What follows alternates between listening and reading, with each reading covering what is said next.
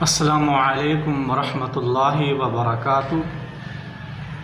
ہم جنس پرستی یہ بہت ہی سخت ترین گناہ ہے۔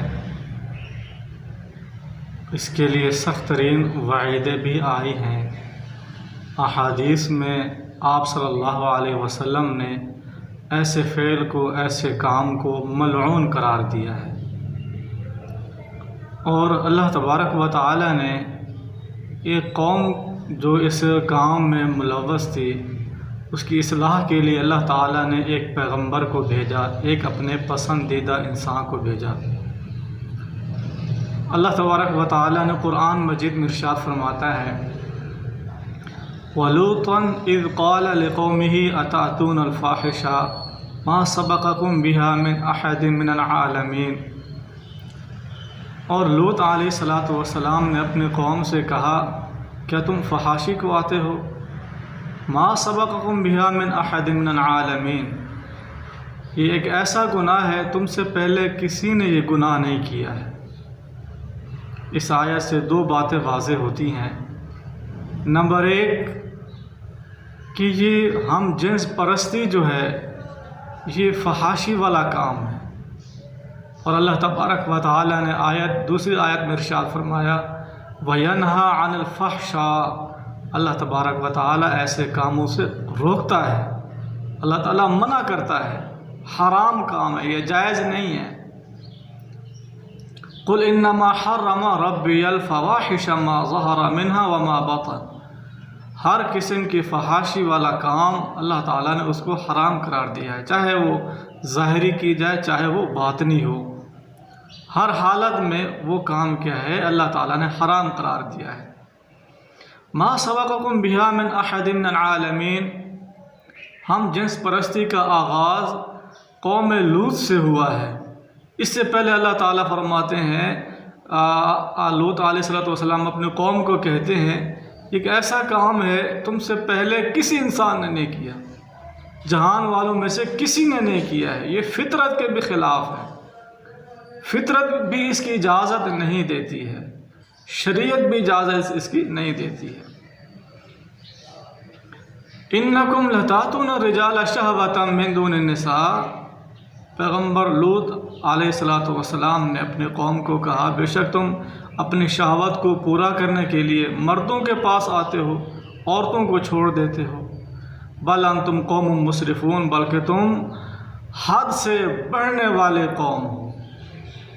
اللہ تبارک و تعالی نے ایک اور مقام پر ارشاد فرمایا،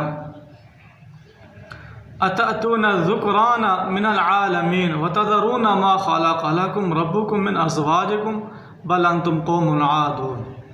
اللہ تعالیٰ نے فرمایا، اتأتون الذکران، کیا تم مردوں کے پاس آتے ہو جہان والوں میں سے، وَتَذَرُونَ مَا خَلَقَ لَكُمْ رَبُّكُمْ مِنْ أَزْوَاجِكُمْ، اور جو تمہارے رب نے تمہاری بیویاں جو پیدا کی ہیں تمہارے لیے، تم ان کو چھوڑ دیتے ہو۔ یعنی عین جو طریقہ فطرت کے مطابق، شریعت کے مطابق جو ہے وہ نکاح والا طریقہ ہے، اپنے ازواج کے پاس اپنے شہوت کو کیا ہے پورا کرنا ہے۔ تو ہم جنس پرستی یہ گناہ ہے۔ بل انتم قوم عادون، بلکہ تم حد سے بڑھنے والے قوم ہو۔ پہلے اللہ تبارک و تعالیٰ نے پچھلی آیت میں اللہ تعالیٰ نے فرمایا مسرفون، اس آیت میں اللہ تعالیٰ نے فرمایا عادون، حد سے تجاوز کرنے والے، حد سے بڑھنے والے لوگ ہو۔ ایک اور آیت میں اللہ تبارک و تعالیٰ نے ایسے فعل کو خبائث کہا ہے، یہ خبیث عمل ہے۔ اللہ تعالیٰ نے بطور نعمت کے تذکرہ کیا کہ جب اللہ تبارک و تعالیٰ نے حضرت لوط علیہ السلام کو نجات دی، عذاب سے ان سے بچایا، محفوظ رکھا، وَنَجَّيْنَاهُ، اور ہم نے ان کو نجات دی، بچایا، من القریہ، ایسی بستی سے، التی، وہ، کانت تعمل الخبائث، جو خبیث عمل کرتے تھے، یعنی جو ہم جنس پرستی جو عمل ہے یہ خبیث عمل ہے، ایسی قوم یہ ایسا عمل کیا کرتی تھی۔ انہم کانوا قوم سوء فاسقین، بے شک وہ بری قوم تھی اور فاسق گناہگار قوم تھی۔ نبی کریم صلی اللہ علیہ وسلم نے ایسے عمل کرنے والے کے بارے میں فرمایا وہ شخص ملعون ہے۔ ملعون من عامل قوم لوط ہے، ایسا انسان ملعون ہے، اللہ کی رحمت سے دور ہے، اللہ کی اس پر پھٹکار ہے۔ ملعون ہے وہ انسان من عامل قوم لوط، جو قوم لوط والا عمل کرتا ہے، ایسا برا کام کرتا ہے۔ لعن اللہ من عامل قوم لوط، اللہ کی لعنت ہو، اللہ نے اس پر لعنت برسائی ہے جو انسان قوم لوط والا عمل کرتا ہے۔ ہمیں چاہیے ہم اپنے آپ کو اور اپنے معاشرے کو اس گناہ سے اپنا دور رکھیں اور ان کی اصلاح کریں، ان کو سمجھائیں۔ اور یہ بہت ہی بڑا سخت ترین کیا ہے گناہ ہے۔ آپ دیکھیں جتنی بھی قومیں آئی ہیں ان پر مختلف قسم کے عذاب آئے، لیکن سب سے سخت ترین عذاب جس قوم پر آیا وہ قوم لوط تھا۔ پتھروں کی بارش ہوئی ان پر، پتھروں کا عذاب ان پر اللہ تعالیٰ نے نازل فرمایا۔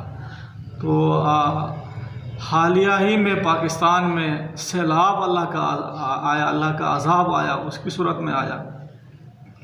تو اگر ہم ایسے عمل سے نہیں بچیں گے تو اللہ تعالیٰ پتھروں کا عذاب نازل کر دے گا۔ تو ہمیں چاہیے ہم ایسے گناہ سے اپنے آپ کو بھی بچائیں، اپنی بھی اصلاح کریں، دوسروں کی بھی اصلاح کریں۔ وما علینا الا البلاغ المبین۔